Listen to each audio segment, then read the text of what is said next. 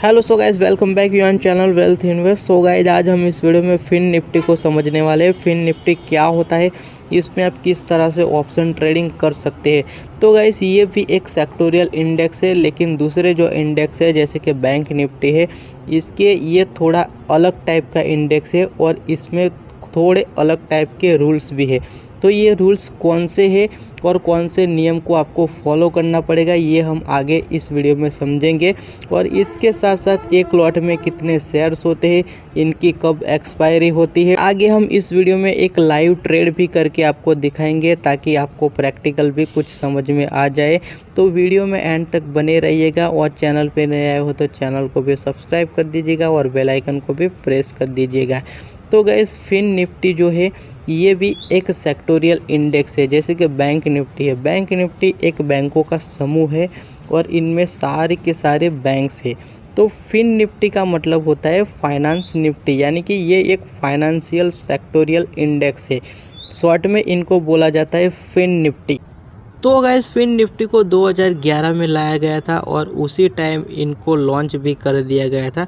और आज से लगभग तकरीबन 1.5 साल पहले इनमें F&O सेगमेंट में ट्रेडिंग अलाउड हो गई थी। और तब से बहुत सारे लोग ऐसे हैं जो कि फिन निफ्टी में ट्रेड करते हैं।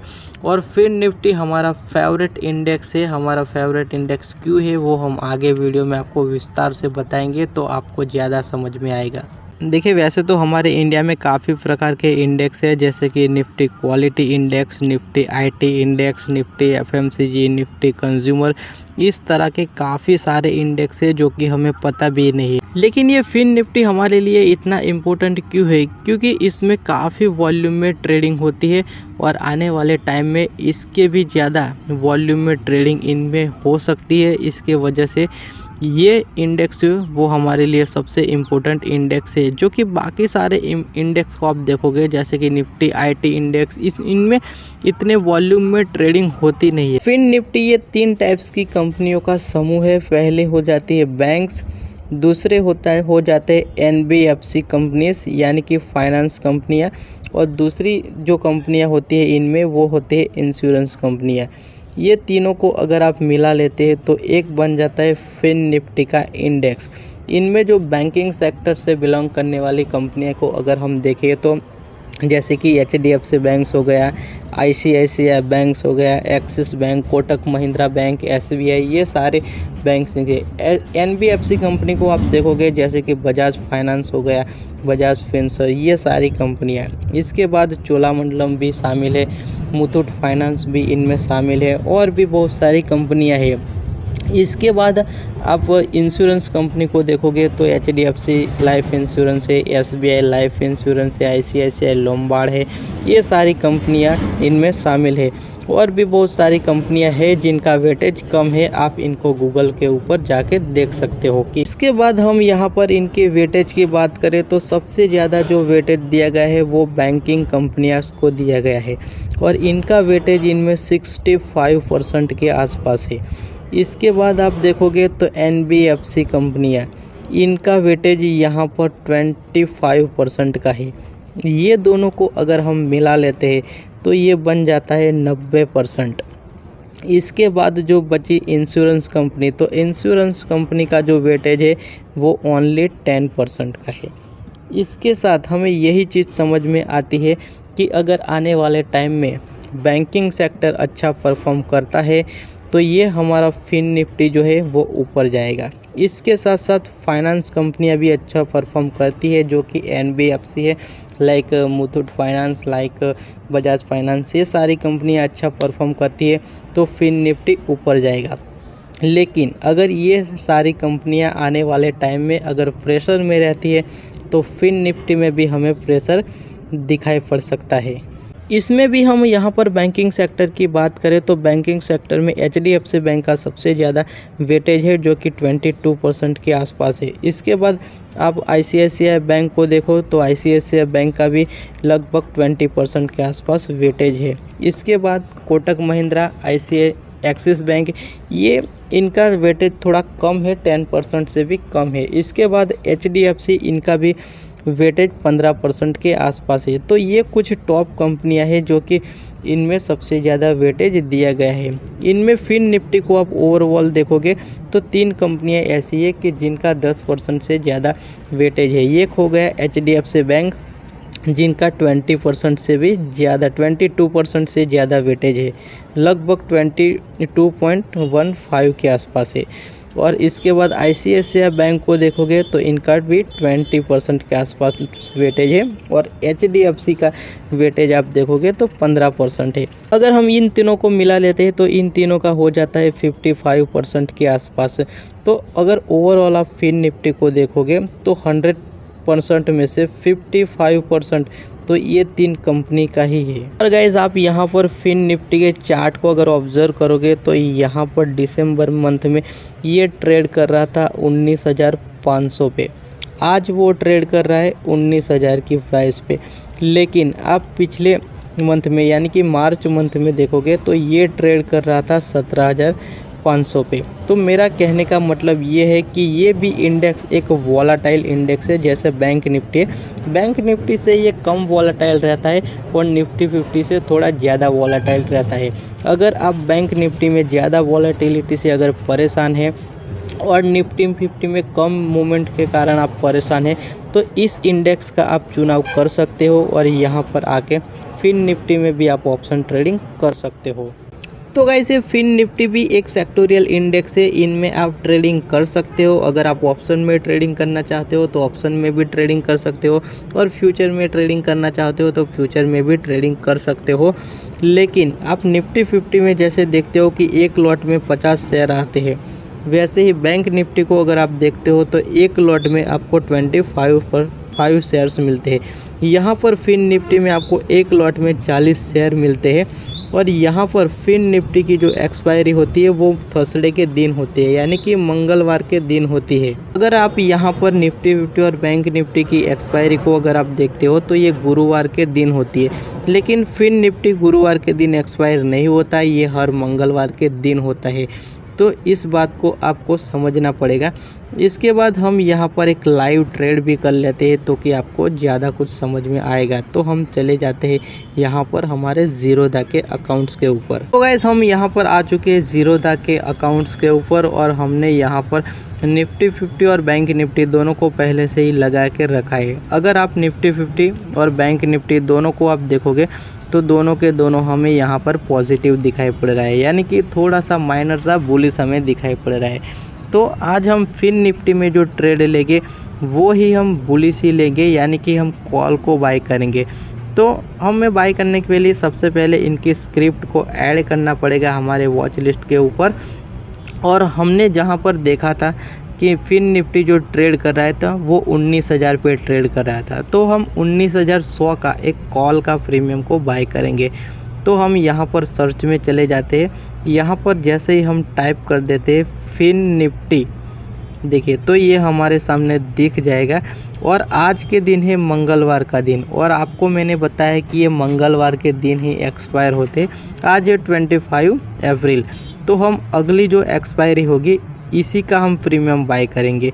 क्योंकि अगर हम आज के दिन की अगर बात करें तो आज इनको बाय करने के लिए जाएंगे तो आज इनकी एक्सपायरी होने की वजह से इनका जो प्रीमियम होगा वो तेज़ी के साथ डिके होगा, यानी कि टाइम डिके की वजह से हमारा यहाँ पर लॉस भी हो सकता है। तो हम अगली एक्सपायरी वाला ही बाय करेंगे।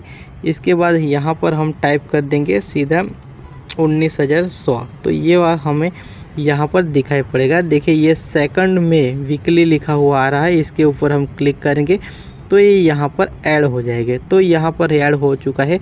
इनकी भाव की अगर बात करें तो अभी यहाँ पर 82 के आसपास भाव चल रहा है। तो हम इनको बाय करेंगे। बाय करने के लिए आप सबको पता है इसके ऊपर क्लिक कर देने का है। जैसे ही इसके ऊपर क्लिक करते हैं यहाँ पर 2 ऑप्शन हमें मिल रहा है, बाय का और सेल का। आप इनमें अगर सेल करना चाहते हो, अगर आप ऑप्शन सेलर है तो आप इनको सेल भी कर सकते हो। अगर आप ऑप्शन बाइंग करना चाहते हो तो ऑप्शन को बाय कर सकते हो। इसके बाद यहाँ पर आप क्वांटिटी में देख सकते हैं कि इनके एक लॉट में 40 शेयर्स आते हैं। तो मैंने आपको बताया कि 40 शेयर आपको मिलते हैं। यहाँ पर नीचे प्रोडक्ट टाइप में आप इंट्राडे भी रख सकते हो, ओवरनाइट भी रख सकते हो। जैसे ही आप निफ्टी 50 में या बैंक निफ्टी में ट्रेड करते हैं वैसे ही सिंपल सी प्रोसेस है। हम यहाँ पर प्राइस कुछ सेट कर देते हैं। चलिए अभी 82 के ऊपर चल रहा है, हम यहाँ पर 82 की प्राइस सेट कर देते हैं कि 82 पे आएगा तो ये हमारा बाय हो जाएगा। नीचे आप स्टॉप लॉस लगाना चाहते हो तो स्टॉप लॉस भी लगा सकते हो।